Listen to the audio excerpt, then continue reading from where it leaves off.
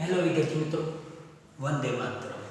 નમસ્કાર વિદ્યાર્થી મિત્રો, આપ સૌ ફરી એકવાર હાર્દિક સ્વાગત છે. ધોરણ 11 કોમર્સ વિષય વાણિજ્ય વ્યવસ્થા અને સંચાર. તો વિદ્યાર્થી મિત્રો, લાસ્ટ લેક્ચરમાં આપણે યાદ કરો એક પ્રકાર બાકી હતો ભણવાનો. સભ્યોની દ્રષ્ટિએ, સભ્ય સંખ્યાની દ્રષ્ટિએ કંપનીના પ્રકાર જે તમારી સામે છે, તમે જોઈ રહ્યા છો.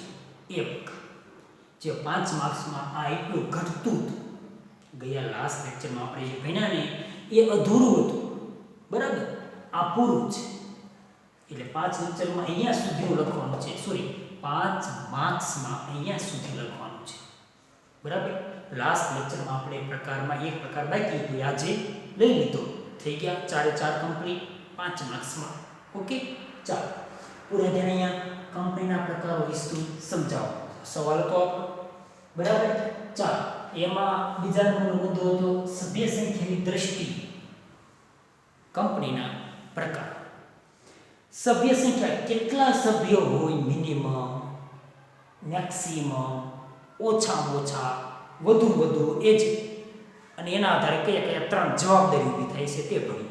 ચાલો, જાહેર કંપની સભ્ય સંખ્યાની દ્રષ્ટિએ જાહેર કંપની, બરાબર? 3 પ્રકાર એમાં: જાહેર કંપની, ખાનગી કંપની અને એકલ વ્યક્તિની કંપની. પણ પેલો લઈ જાહેર કંપની, એમાં પાછા 3 છે. જોઈએ. ચાલો, જાહેર કંપની, કંપની ધારા પ્રમાણે. કોના પ્રમાણે? તમારા મારા પ્રમાણે નહીં. કોના પ્રમાણે? કંપની ધારા પ્રમાણે. જે કંપની ખાનગી કંપની નથી. શું કીધું? ખાનગી કંપની નથી. ખાનગી ન હોય એવી બધી કેવી હોય? જાહેર કંપની હોય, બરાબર? સારી સિમ્પલ વ્યાખ્યા. જે કંપની ધારા પ્રમાણે, મારા પ્રમાણે તમારા પ્રમાણે નહીં કે ભાઈ આપણે કહી દઈએ કે પહેલી કંપની છે એ ખાનગી કહેવાય, પહેલી કંપની છે એ જાહેર કહેવાય. એમ મને કંપની ધારો એમ કે આ ખાનગી તો જ ખાનગી, આ જાહેર તો જ જાહેર. સમજાય છે? કંપની ધારા પ્રમાણે ચાલુ. કંપની ધારા પ્રમાણે જે કંપની ખાનગી કંપની નથી તે કંપની શું કહેવાય? જાહેર કંપની કહેવાય. અગર ઓછામાં ઓછા સભ્યો કેટલા હોય? 7 હોય. કેટલા હોય? 7 સભ્યો ઓછામાં ઓછા. અને વધુ કેટલા હોય? કોઈ નિયંત્રણ નથી. તમને ખબર છે સહકારી મંડળી શું હતું? ઓછામાં ઓછા 10 હતા ને? 10 સભ્યો હતા. મેક્સિમમ કોઈ નક્કી જ નહીં, અનલિમિટેડ, બરાબર? સેમ ટુ સેમ જાહેર કંપની ઓછામાં ઓછા 7, વધુ કોઈ નિયંત્રણ. શેર અને ડિબેન્ચર ખરીદવા માટે જાહેર જનતાને આમંત્રણ આપી શકે.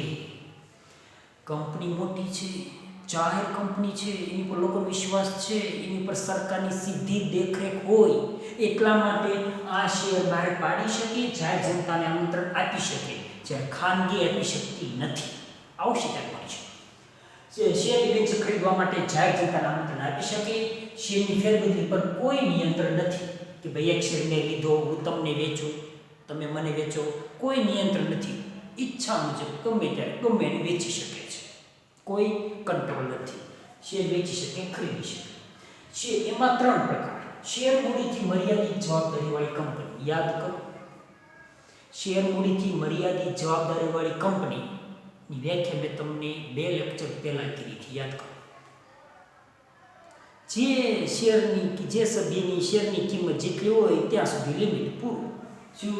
100 રૂપિયાનો શેર છે. કેટલા રૂપિયાનો? 100 રૂપિયાનો શેર.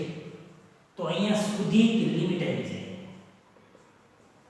એનાથી વધારે પૈસા ચૂકવવાના કંપનીને થતા નથી. સભ્યની જવાબદારી તેમણે ખરીદેલા શેરની દાર્શનિક કિંમત જેટલી જ મર્યાદિત હોય તેને શેર મૂડીથી મર્યાદિત જવાબદારીવાળી કંપની કહેવાય. એના નામના છેલ્લે શું આવે?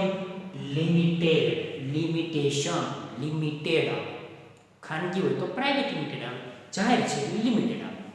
ખાસ અંડરલાઈન કરજો, 1 માર્ક્સનો સવાલ.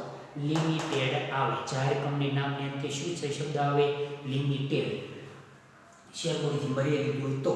અને જાહેર કંપની શેર ડિબેન્ચર બહાર પાડી શકે તો કે હા, અને ખરીદી શકે તો કે હા, અને ફેરબદલી કરી શકે સભ્યો તો કે હા, ફેરબદલી પણ સભ્યો કરી શકે. આગળ બાંયધરીથી મર્યાદિત જવાબદારીવાળી કંપની. બાંયધરી એટલે વચન, ગેરંટી કે ભાઈ હું કંપનીમાં વધુમાં વધુ 5 કરોડ સુધીના નાણાં આપીશ. ઉદાહરણ છે, આપવા નથી થતા, ઉદાહરણ છે. 5 કરોડ સુધીના નાણાં આપીશ, એનાથી વધારે આપી શકતો નથી. હું તમને ગેરંટી આપું છું 5 કરોડ સુધી આપી. જો કંપની દેવામાં જશે ત્યાં સુધી, કંપની બંધ થાય તો મારી પાસેથી 5 કરોડ માગી શકો, વધારે માગી શકો નહીં. એ મેં વચન આપ્યું, ગેરંટી આપી, બાંયધરી આપી. તો આ રીતે બાંયધરી આપી શકાય. જોઈએ કોણ આપણે સભ્યો. આગળ સભ્યોની જવાબદારી તેમણે આપેલી બાંયધરીની રકમ પૂરતી જ મર્યાદિત હોય તો તેને બાંયધરીથી મર્યાદિત જવાબદારીવાળી કંપની કહેવાય. સમજાઈ ગયું? આગળ વિસર્જન સમયે બાંયધરીની રકમ ચૂકવવી પડે. વિસર્જન થયું એટલે કે કંપની બંધ થવાના આરે હોય, કોઈ કારણસર ફડચામાં ગઈ, દેવું અતિશય વધી ગયું, આવા સમયે કંપની પૈસા ચૂકવવા માટે એટલે કે દેવું ચૂકવવા માટે આપણી પાસે માગશે. જે બાંયધરી આપી છે તે, અને આપણે ચૂકવવાના કેટલા બાંયધરી આપી તેટલી છે. એટલે શું કહેવાય? બાંયધરીથી મર્યાદિત જવાબદારીવાળી કંપની. અંડરલાઈન કરજો વ્યાખ્યામાં, આમાં બી અંડરલાઈન કરજો ઉપરની. ચાલો નીચે અમર્યાદિત જવાબદારી, અનલિમિટેડ. કાયદા જ રાખો, ખૂટે જ નહીં. અનલિમિટેડ એટલે અનલિમિટેડ ઢોસા નથી, સમજાય? અનલિમિટેડ મેસૂર નથી, કંપનીની વાત છે. અમર્યાદિત જવાબદારીવાળી કંપની. સભ્યોની જવાબદારી અમર્યાદિત હોય છે, કોઈ લિમિટ નહીં. આગળ કંપનીની મિલકતો કરતાં દેવું. સાંભળીએ, કંપનીની મિલકતો કરતાં દેવું વધી જાય ત્યારે સભ્યો અંગત રીતે શું બને? જવાબદાર બને. આગળ અંડરલાઈન કરજો. આમ કંપની વિસર્જનના સમયે અંગત મિલકતોમાંથી પણ હિસ્સો આપવો પડે. કોને? સભ્યોએ.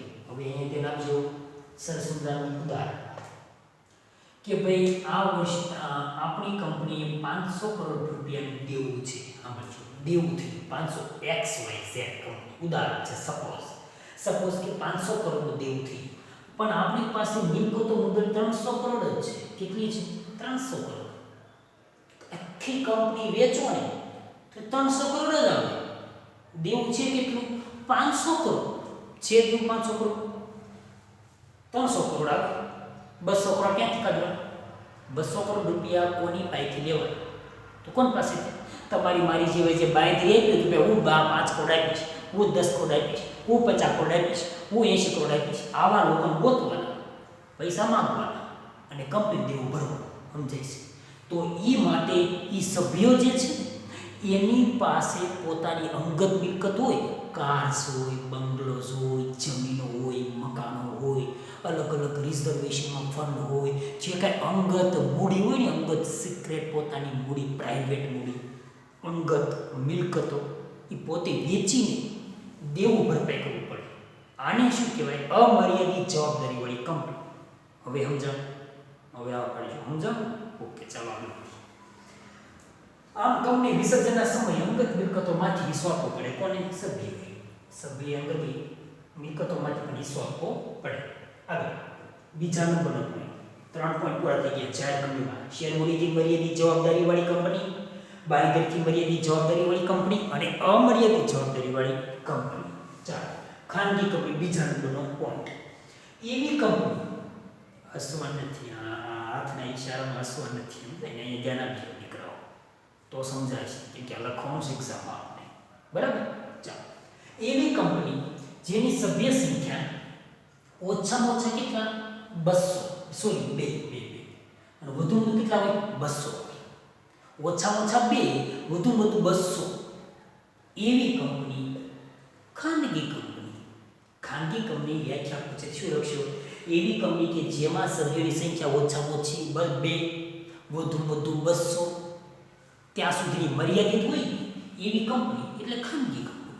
ખાનગી કંપની કહેવાય. આગળ શેરની ફેરબદલી પર નિયંત્રણ હોય છે. શું કીધું? ફેરબદલી પર નિયંત્રણ એટલે ફેરબદલી કરી શકતા નથી. કોણ? સભ્યો. આગળ શેર હોલ્ડર. શેર અને ડિબેન્ચર ખરીદવાનું આમંત્રણ આપી શકતા નથી. સમજાય છે? આમંત્રણ પણ આપી શકતા નથી. કોણ? શેર હોલ્ડર, સભ્યો. પોતે શેર ખરીદવા છે તો ખરીદી શકતા નથી, વેચી શકતા નથી. કંપની પોતે આમંત્રણ આપી શકતી નથી. સમજાય છે? આને ખાનગી કહેવાય. એની નામને છે શું આવે? Private limited. જાહેર કંપની શું આવે? ખાલી લિમિટેડ. આમાં શું આવશે? Private limited. કરો અંડરલાઈન. યાદ કરો 2 થી 200 આપણે ગયા બીજા અંદાજિત ચોથા કે પાંચમા લેક્ચરમાં આપણે ભણ્યા હતા. ખાનગી કંપનીમાં ઓછામાં ઓછા 2, વધુ 200 ખૂબ ભણ્યા હતા. જાહેરમાં ઓછામાં ઓછા 7, વધુ અનલિમિટેડ, અનિયંત્રિત. બરાબર. અને સહકારી મંડળીમાં ઓછામાં ઓછા 10, વધુ અનિયંત્રિત. એક જ વ્યક્તિમાં એક જ. આવું આપણે ભણ્યા હતા તમારે યાદ માટે. ચાલો, મર્યાદિત જવાબદારીવાળી કંપની. સભ્યોએ ખરીદેલા શેરની દાર્શનિક કિંમત પૂરતી મર્યાદિત હોય. શું કીધું? શેર મેં ખરીદ્યા, દાર્શનિક કિંમત 100 રૂપિયા છે, તો 100 રૂપિયા સુધી મારે કંપનીને દેવાના, વધારે દેવાના થતા નથી. આની નામને શું લાગે? Private limited. હમણાં ભાઈ અને આ બેઠી ફરી એક વખત યાદ અપાઈ દો. મર્યાદિત જવાબદારીવાળી કંપની, બાંયધરીથી મર્યાદિત જવાબદારીવાળી કંપની અને અમર્યાદિત જવાબદારીવાળી કંપની. ખાનગીમાં 3 સેમ ટુ સેમ ભાગ છે. જાહેર કંપનીમાં પણ 3 સેમ ટુ સેમ છે કે નહીં? 3 સેમ ટુ સેમ. અહીંયા જો છે 3 સેમ ટુ સેમ. શબ્દ ચેન્જ કરવાનો. અહીંયા લિમિટેડ છે, અહીંયા પ્રાઇવેટ લિમિટેડ છે. બીજું કાંઈ નથી કરવાનું. બેકથી વ્યાખ્યા લખી નાખો. આગળ બાંયધરીથી મર્યાદિત જવાબદારીવાળી કંપની. સભ્યોએ આપેલી બાંયધરીની રકમ પૂરતી જ મર્યાદિત હોય એને શું કહેવાય? બાંયધરીથી મર્યાદિત જવાબદારીવાળી કંપની. વિસર્જન સમય, કંપનીના વિસર્જન સમય બાંયધરી જેટલી રકમ ચૂકવવી પડે. બાંયધરી જેટલી આપી, સપોઝ કે મેં તમને ઉદાહરણ વારંવાર આપું છું, 5 કરોડ કે 1 કરોડની બાંયધરી આપી, વચન આપી, ગેરંટી આપી, તો મારે 1 કરોડ ચૂકવવાના, વધારે નહીં ચૂકવવાના. ક્યારે? કંપનીને વિસર્જન થઈ ત્યારે, માંગે ત્યારે. અને નામને અંતે કયો શબ્દ લાગે? કયો લાગે? પ્રાઇવેટ. કયો શબ્દ લાગશે? પ્રાઇવેટ શબ્દ લાગે. કેમ કે ખાનગી છે. ખાનગી ઇંગ્લિશમાં પ્રાઇવેટ કહેવાય. સાદું સિમ્પલ જ છે. આવ સિમ્પલ છે. ખાનગી પ્રાઇવેટ, જાહેરમાં લિમિટેડ. આગળ અમર્યાદિત જવાબદારીવાળી કંપની. સભ્યોની જવાબદારી કેવી હોય? અમર્યાદિત હોય, અનલિમિટેડ. કંપનીની મિલકતો કરતા દેવું વધી જાય. આમ બોલજો, દેવું વધી જાય. શું કીધું? કંપની મિલકત કરતા દેવું વધી જાય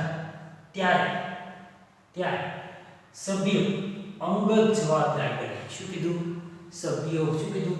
દેવું વધી જાય. કીધું ને, દેવું વધી જાય ત્યારે સભ્યો અંગત જવાબદાર બને. આમ વિસર્જન સમયે અંગત મિલકતો વેચીને પણ દેવું ભરપાઈ કરવું પડે. આવું બધું આમાં ભણ્યા. હા પાડીશું. હા ભણ્યા. હા. અમર્યાદિત જવાબદારીવાળી કંપનીમાં અંગત દેવું ચૂકવવું પડે. કેમ ભાઈઓ? એટલે કે કંપની દેવું જ્યારે વધી જાય ત્યારે કંપની મિલકતો કરતાં વધી જાય ત્યારે દેવું, તો પોતાની અંગત મિલકત વેચીને દેવું ભરપાઈ કરવા, અને અમર્યાદિત જવાબદારીવાળી કંપની કહેવાય. આગળ નામને અંતે શું લાગશે? પ્રાઇવેટ. ઓકે, ખબર છે? આગળ એક વ્યક્તિની કંપની, એક વ્યક્તિમાં ખાલી એક જ વ્યક્તિ હોય. કેટલા હોય? એક જ વ્યક્તિ હોય. ચાલો, એક માણસની કંપની એટલે એવી કંપની કે જેમાં એક વ્યક્તિ સભ્ય તરીકે હોય. એક માણસની કંપની એટલે કે એક વ્યક્તિની કંપનીમાં ખાલી એક જ સભ્ય હોય, અને શું કહેવાય? એક વ્યક્તિની કંપની. ઓકે, ચાલો. એક વ્યક્તિની કંપની ખાનગી માં સંચાલક જે છે ને, એક વ્યક્તિની, માની લો હું એક વ્યક્તિની કંપની ચલાવું છું, XYZ કંપની ચલાવું છું, એક વ્યક્તિની મારી કંપની છે, એનો સંચાલક હું પોતે છું. તો એ સંચાલક તરીકે હું વધુ એક સભ્ય સાથે જ કરાર કરી શકું, એટલે કે એક જ વ્યક્તિ સાથે કરાર કરી શકું, એટલે એક જ સભ્ય બનાવી શકું. આગળ કંપની નોંધણી વખતે શું કરવાનું? આવેદનપત્ર, નિયમનપત્ર બંને. આવેદન એટલે શું? કંપનીનો ઉદ્દેશ દર્શાવતો દસ્તાવેજ, પાયાનો, મૂળભૂત, મુખ્ય, કંપનીનો નકશો દર્શાવતો દસ્તાવેજ આવેદનપત્ર. નિયમનપત્ર આ ઉદ્દેશને હાંસલ કરવા હોય, લક્ષ્ય સિદ્ધ કરવા હોય તો નિયમો બનાવવા પડે, અલગ અલગ નિયમો બનાવવા પડે. આ બધા નિયમો જે બનાવીએ, આ નિયમો નિયમનપત્રમાં આવે. આ દસ્તાવેજ છે, લાગે શબ્દોનું પાછળ પત્ર પણ નામ છે, હકીકતમાં દસ્તાવેજ છે. એટલે મુખ્ય દસ્તાવેજ કહેવાય, આ ગૌણ દસ્તાવેજ કહેવાય. એવું છે. અને એસપીમાં ગેમતુલમાં આવશે ચેપ્ટર જે બાકી છે અથવા તો ચાલશે ત્યારે આવશે. આવેદનપત્ર અને નિયમનપત્ર દસ્તાવેજ ગણાય. મુખ્ય અને ગૌણ. તો આવેદનપત્ર અને નિયમનપત્ર કંપની રજિસ્ટ્રાર સમક્ષ શું કરવાના? રજૂ કરવાના. એટલે તમે કંપની રજિસ્ટ્રાર છો, હું તમારી પાસે આવું કે મારે એકલ વ્યક્તિની કંપની ખોલવી છે, શરૂ કરવી છે. આવ્યો અમારું આવેદનપત્ર, અમારું નિયમનપત્ર હું તમને આપું, તમે મને નોંધણી કરી આપશો, હું કંપની શરૂ કરીશ. આગળ પાસે રજૂ કરવું પડે, એટલે કે કંપની રજિસ્ટ્રાર પાસે રજૂ કરવું પડે. એક વ્યક્તિની કંપનીની રચનાની જોગવાઈ 1956માં ન હતી. 1956ના કંપની ધારામાં હતી નહીં. ફરી વખત 1956ના કંપની ધારો રચાણો ત્યારે એવા સમયે આ 1956માં જોગવાઈ હતી નહીં કે ભાઈ એકલ વ્યક્તિની કંપની હોવી જોઈએ કા હોય તો એની માટે આવા કંપની ધારા એવું કાંઈ હતું જ નહીં. શબ્દ જ નહોતો એકલ વ્યક્તિની કંપની. બરાબર સમજાઈ ગયું? 1956ના કંપની ધારા ન હતી, પણ 2013 શું 2013ના નવા કંપની ધારામાં જોગવાઈ કરવામાં આવી કે એકલ વ્યક્તિની કંપની ખાનગી કંપની હોઈ શકે. ખાનગી કંપની એકલ વ્યક્તિની કંપની ગણાય. ખાનગી કંપની હોય ને એમાં એકલ વ્યક્તિના કંપનીના ધારા લાગે, અને એકલ વ્યક્તિની કંપનીમાં ખાનગી કંપનીના ધારા એટલે કે કંપની ધારા લાગે. સમજાઈ ગયું? એટલે 2013માં જોગવાઈ થઈ એકલ વ્યક્તિ કંપની માટે કે ખાનગી કંપની ગણાય એકલ વ્યક્તિ. 1956માં હતી ને કંપની ધારામાં. આવેદનપત્ર નિયમપત્ર રજૂ કરવું પડે કંપની રજિસ્ટ્રાર પાસે. હવે આપણે ભાઈના જેમાં એક જ વ્યક્તિ એક જ સભ્ય ગણી શકે.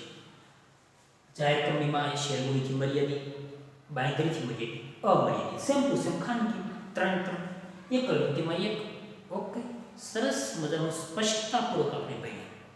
હવે નોટબુક લેવાની, પ્રકારો બધા લખવાના, એક વખત પાકા કરવાના, વ્યવસ્થિત મોઢે પર લખી શકો છો.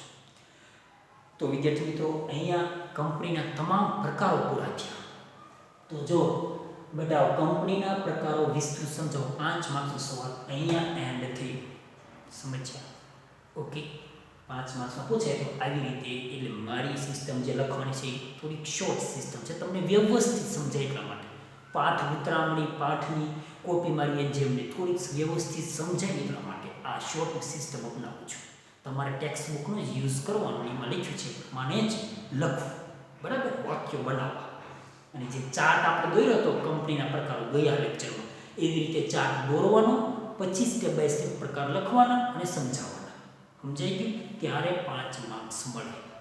ઓકે, ફરી નેક્સ્ટ લેક્ચરમાં મળીશું. ત્યારે કંપનીની વિધિ, કંપની કેમ સ્ટાર્ટ કરે, ક્યાં ક્યાં કયા કાગળિયા લઈને જવાનું, કોની પાસે જવાનું, એવા સ્ટેપ બાય સ્ટેપ પ્રકારો, તબક્કા, વિધિ, પ્રોસેસ ભણવાના છે.